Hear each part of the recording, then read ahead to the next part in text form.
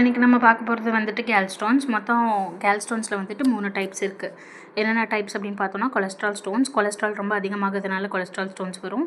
அதுக்கப்புறம் mixed stones. Mixed ஸ்டோன்ஸில் என்னென்ன இருக்கும் அப்படின்னு சொல்லி பார்த்தீங்கன்னா, calcium phosphate, calcium carbonate, பாமிட்டேட்டு.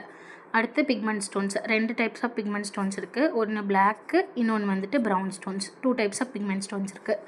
Next நம்ம வந்துட்டு பேத்தோஜெனசிஸ் பார்க்கலாம். பேத்தோஜெனசிஸில் வந்துட்டு அதாவது என்ன அப்படின்னா, கொலஸ்ட்ரால் வந்துட்டு லிவரில் தான் சிந்தசைஸ் ஆகுது. நார்மல் பர்சன்ஸ்க்கு பார்த்தோன்னா கொலஸ்ட்ரால், பைல் சால்ட், அதுக்கப்புறம் லெசித்தின், இந்த 3மே வந்துட்டு கொலஸ்ட்ரால், பைல் சால்ட், லெசித்தின், இந்த 3 வந்துட்டு ஒரு ஈக்குலிபிரியமில் இருக்கும். அதாவது 25:1 அந்த ரேஷியோவில் இருந்துச்சுன்னா நார்மல். இப்போ என்ன ஆகுது அப்படின்னா, எக்ஸாம்பிளுக்கு வந்துட்டு சுகர் இந்த வாட்டர் எக்ஸாம்பிள் எடுத்துக்கலாம். நம்ம வந்துட்டு வாட்டரில் வந்துட்டு சுகர் வந்துட்டு கரையறக்கு வந்துட்டு ஒரு கான்சன்ட்ரேஷனில் இருக்கணும். சப்போஸ் அந்த கான்சன்ட்ரேஷனுக்கு மேலே நம்ம சுகர் போட்டுகிட்டே இருந்தோம் அப்படின்னா, அப்போ சுகர் வந்துட்டு கீழே கெட்டியாக ஆரம்பிச்சிடும், ப்ரெசிபிடேட் ஆக ஆரம்பிச்சிடும். அதே மாதிரி தான் கொலஸ்ட்ரால், அப்புறம் பைல் சால்ட், லெசித்தின், இந்த 3மே சேர்ந்து 25:1 ரேஷியோவில் இருக்கணும். ஆனால் இப்போ வந்து என்ன ஆகுது அப்படின்னா, கொலஸ்ட்ரால் வந்துட்டு எய்தர் கொலஸ்ட்ரால் கான்சன்ட்ரேஷன் அதிகமாகிறதுனால இல்லை பைல் சால்ட்டோட கான்சன்ட்ரேஷன் கம்மியாகிறதுனால இந்த ரேஷியோ வந்துட்டு அப்நார்மல் ஆகி கொலஸ்ட்ரால் வந்துட்டு கெட்டியாயிடுது. கொலஸ்ட்ரால் கெட்டியாகி அது வந்துட்டு ஸ்டோன் ஃபார்ம் பண்ணுது. இதுதான் பேசிக். இதை வச்சு தான் நம்ம இப்போ படிக்க போகிறோம். நெக்ஸ்ட் வந்துட்டு இப்போ இதுதான் இங்கே கொடுத்துருக்காங்க.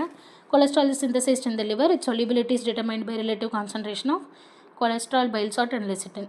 Altered level of cholesterol, lecithin and bile salt reduces the micelle concentration. மிசல்னால் வந்துட்டு ஒரு ஃபிசிக்கல் டேர்ம், அது நம்ம தேவையில்லை, ஃபிசிக்ஸு.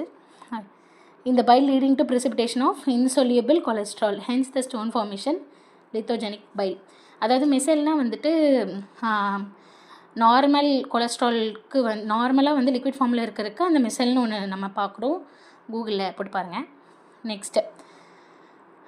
நெக்ஸ்ட் என்ன அப்படின்னா, இப்போ வந்து நம்ம படித்தோம் எந்தெந்த கண்டிஷன்ஸ் வந்துட்டு கொலஸ்ட்ராலை வந்துட்டு இன்க்ரீஸ் பண்ணணும் இல்லை பைலை வந்துட்டு டிக்ரீஸ் பண்ணுதோ அதெல்லாம் வந்துட்டு கொலஸ்ட்ரால் ஸ்டோன்ஸ் வந்துட்டு ஃபார்ம் பண்ணணும்னு நம்ம படித்தோம்.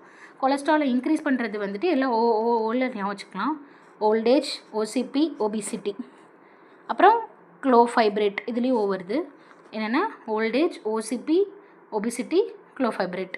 இதுவே வந்துட்டு பைல் சால்ட்டை வந்துட்டு கம்மி பண்ணணும். அதுக்கும் வந்துட்டு ஈஸ்ட்ரஜன், அப்புறம் இலியல் ரிசக்ஷன், கோலிஸ்ட்ரமைன், இதெல்லாம் வந்துட்டு பைல் சால்ட்டை வந்துட்டு கம்மி பண்ணும்.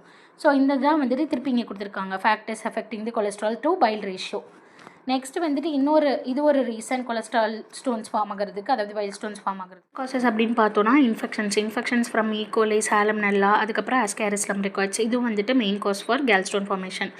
நெக்ஸ்ட்டு இப்போ 2 காஸ் பார்த்துருக்கோம். ஒன்று வந்துட்டு கொலஸ்ட்ரால் வந்துட்டு ஸ்டோனாக கன்வெர்ட் ஆகிறது எப்படின்னு சொல்லி பார்த்தோம், அந்த ரேஷியோ ஆல்டர் ஆகி. இன்னொன்று வந்துட்டு இன்ஃபெக்ஷன்ஸ்னால வருது அப்படின்னு பார்த்தோம். இன்னும் 2 நீங்கள் யோசிச்சு பார்த்தீங்கன்னா, அதாவது பிலியரி ஸ்டாசிஸ்.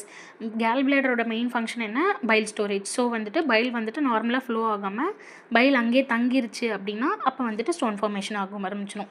ஸோ பிலியரி ஸ்டாசிஸ் ஒன்று. இன்னொன்று வந்துட்டு பிலிருபின் ப்ரொடக்ஷன் வந்துட்டு அதிகமாச்சு அப்படின்னு சொன்னால் அது வந்துட்டு அதுவும் வந்துட்டு என்ன பண்ணும், அப்போ பைல் நிறையா ப்ரொடியூஸ் ஆகும். அப்போ வந்துட்டு அங்கேயே கெட்டியாகி ஸ்டோன் ஃபார்ம் ஆரம்பிச்சிடும்.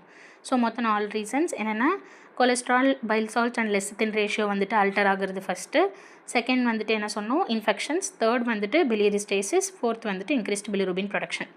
நெக்ஸ்ட் வந்துட்டு இந்த பிலியரி ஸ்டேசிஸ் எப்பப்போ இன்க்ரீஸ் ஆகும் அப்படின்னு சொல்லி நம்ம பார்த்தோன்னா, முன்னாடியே வந்துட்டு நம்ம படித்த மாதிரி ஓசிபி, அப்புறம் oestrogen therapy, pregnancy, OCB, oestrogen 3 வச்சுக்கலாம். நெக்ஸ்ட்டு வந்துட்டு பிலியரி ப்ரொடக்ஷன் இன்க்ரீஸ் ஆகுது, பிலிருபின் ப்ரொடக்ஷன் இன்க்ரீஸ் ஆகுது.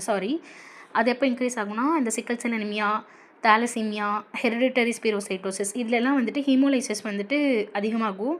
ஸோ நம்மளுக்கே தெரியும், ஹீமோலைசிஸ் அதிகமாச்சு அப்படின்னா ஹீமோக்ளோபின் வந்துட்டு உடஞ்சிரும். ஹீம் ப்ளஸ் குளோபினாக உடையும். ஹீம் வந்துட்டு பை ப்ராடக்ட் வந்துட்டு பிலிருபின். ஸோ பிலிருபின் ப்ரொடக்ஷன் வந்துட்டு அதிகமாகுது, which leads to increased bilirubin production.